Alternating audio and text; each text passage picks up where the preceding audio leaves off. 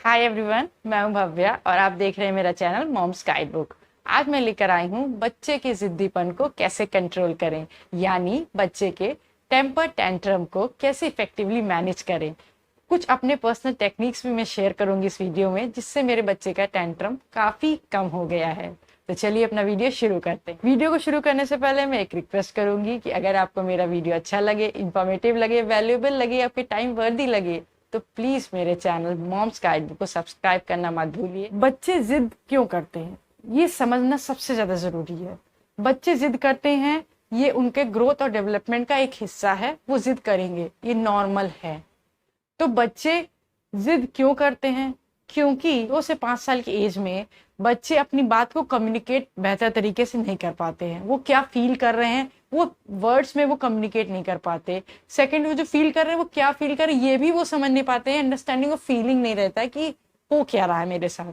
तो वो क्या करते हैं, अपनी मॉम डैड का अटेंशन सीख करना चाहते हैं, और अटेंशन सीख करने के लिए वो कुछ भी ऐसा काम करें जिससे माँ बाप जानबूझ के नाराज हो या उसके ऊपर उनका ध्यान आकर्षित हो। तो ये है बेसिक साइकोलॉजी बच्चों की कि वो टेंट्रम क्यों करते हैं।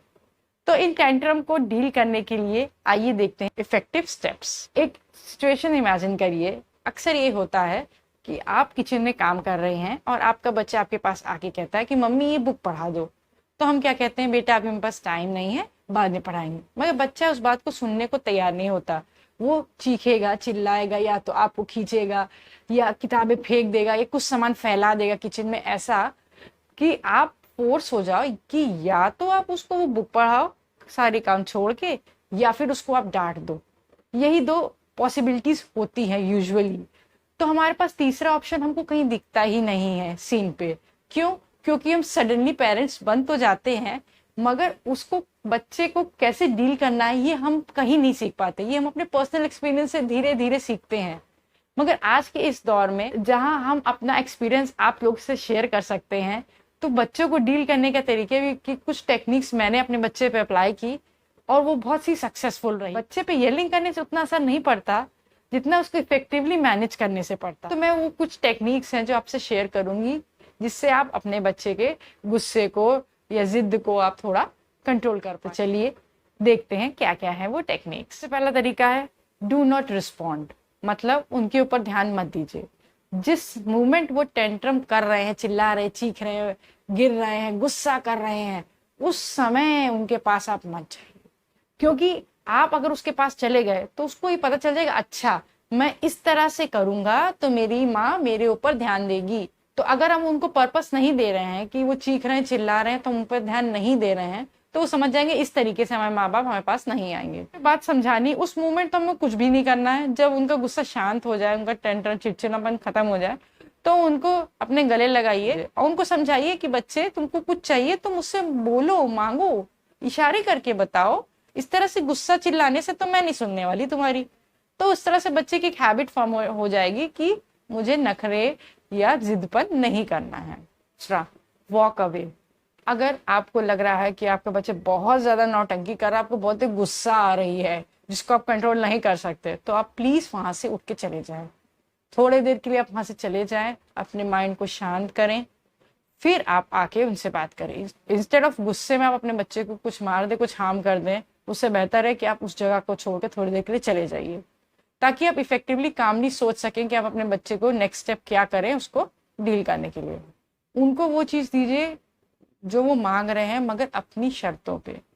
उनकी शर्तों को आप मानने लग जाएंगे तो वो अपने हिसाब से आपको फिगर आउट करने लगेंगे। आपको क्या करना है कि जब आपका बच्चा, जैसे मान लीजिए जैसे आपका बच्चा कोई जूस का कंटेनर पकड़ा हुआ है और वो चाह रहा है उसको खोलना खुद से, तो अगर एक स्टेप ये हो सकता है हम उस पर चिल्लाएं कि ये क्या कर रहे हो, छोड़ दो उसको।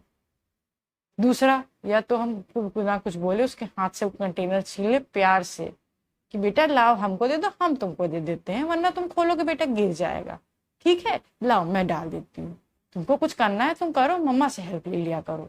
इस तरह से आप जब प्यार से उसको बोलेंगे तो बच्चे को लगेगा कि हाँ कोई मेरे हेल्प के लिए है, मैं इनसे कॉल आउट कर सकता हूँ जब मुझे हेल्प की जरूरत है। Divert their attention. कभी कभी ऐसा होता है कि बच्चे जो हैं कुछ ऐसी चीज रिस्की पकड़े होते हैं हाथ में, जिससे फॉर एग्जाम्पल पेचकस पकड़े हैं जिसके वो चोट लगा सकते हैं, मगर हम बच्चे पे उस पर चिल्ला नहीं सकते उस समय, क्योंकि कुछ पता नहीं है अगर हमारे चिल्लाने से कहीं बच्चे को चोट ना लग जाए। दूसरा, हम बच्चे के हाथ से खींच नहीं सकते, कहीं उनको उसी प्रोसेस में चोट ना लग जाए। तो हम क्या कर सकते हैं, ना ही हम रिस्पॉन्ड अवे कर सकते हैं, ना ही वॉक अवे कर सकते हैं।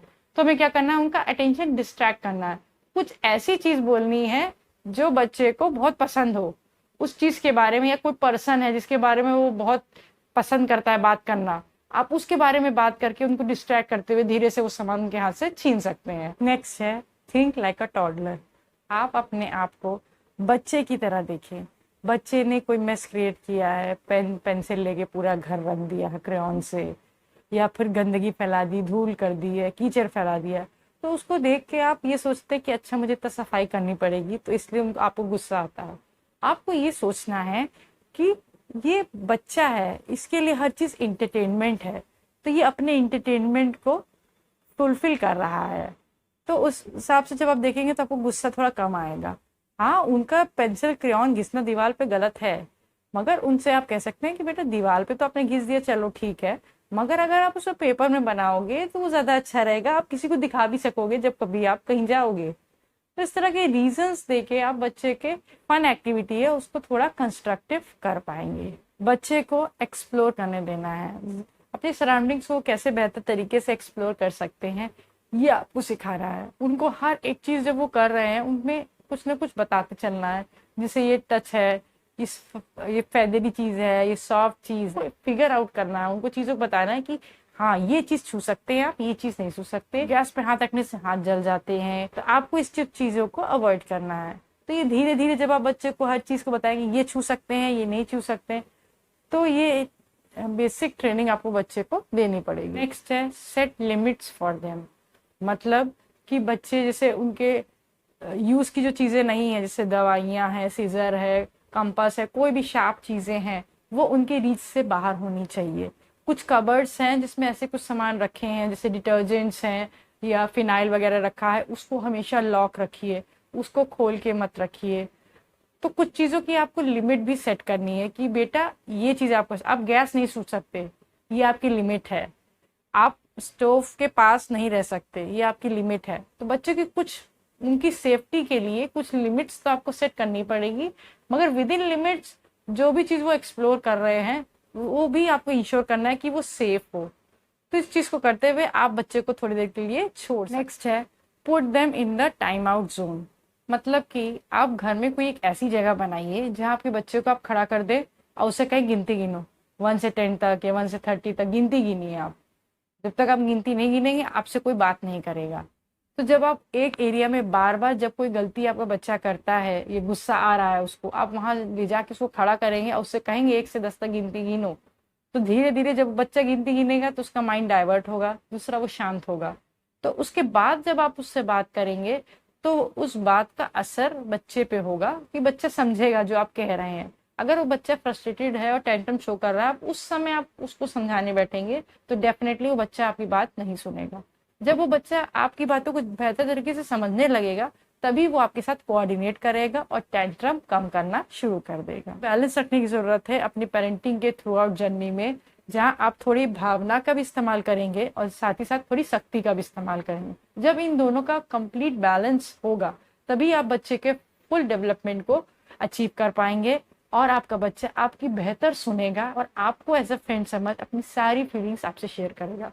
आपको बचपन में ही बच्चे के दिमाग में बैठा देना है कि कुछ भी हो जाए बेटा, आप मुझसे बात कर सकते हो, आप मुझे कोई भी बात बता सकते हो, मैं आपका फ्रेंड हूँ।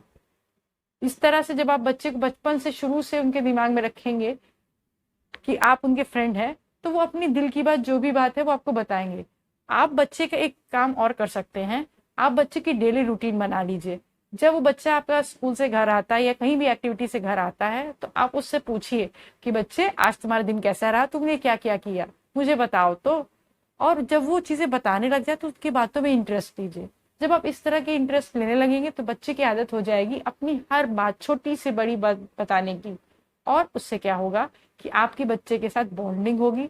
और अगर कोई स्कूल में कोई ऐसा बिहेवियर हो रहा है जो उसके लिए अनजस्ट है तो आप उसके लिए तैयार रहेंगे उसको डिस्कस करने के लिए उनके टीचर्स से। तो ये एक बेसिक ट्रेनिंग है, आपको शुरू से मेरे ख्याल से बच्चों को देनी चाहिए, ताकि भविष्य में चल के अगर आपके बच्चे को कोई समस्या होती है तो सबसे पहले वो आपसे डिस्कस करें।